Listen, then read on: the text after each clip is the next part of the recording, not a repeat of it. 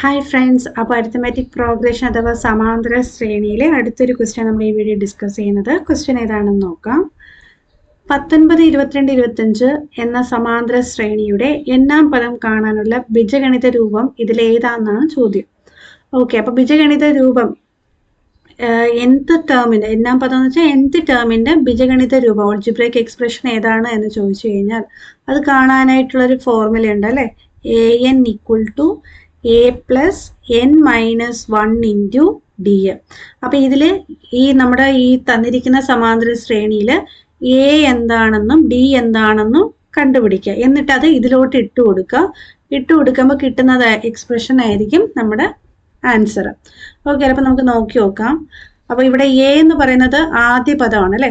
നമ്മുടെ സീക്വൻസിൽ ആദ്യ പദം എന്ന് പറയുന്നത് ഏതാണ്? 19 ആണ്. ഡി എന്ന് പറഞ്ഞാൽ കോമൺ ഡിഫറൻസ് ആണ്, അല്ലെങ്കിൽ പൊതുവ്യത്യാസം എന്ന് പറയും.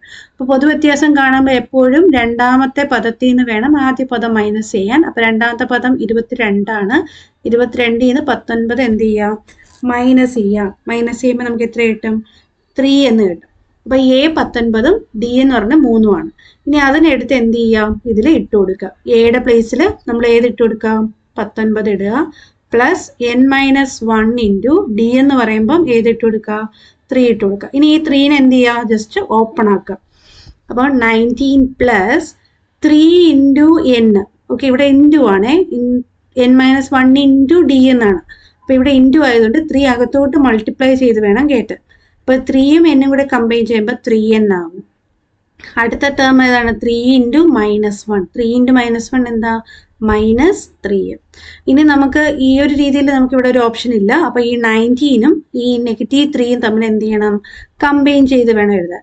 അപ്പോൾ 3n പോസിറ്റീവ് അല്ലേ. അപ്പോൾ 3n നമുക്ക് ആദ്യം തന്നെ കൊടുക്കാം.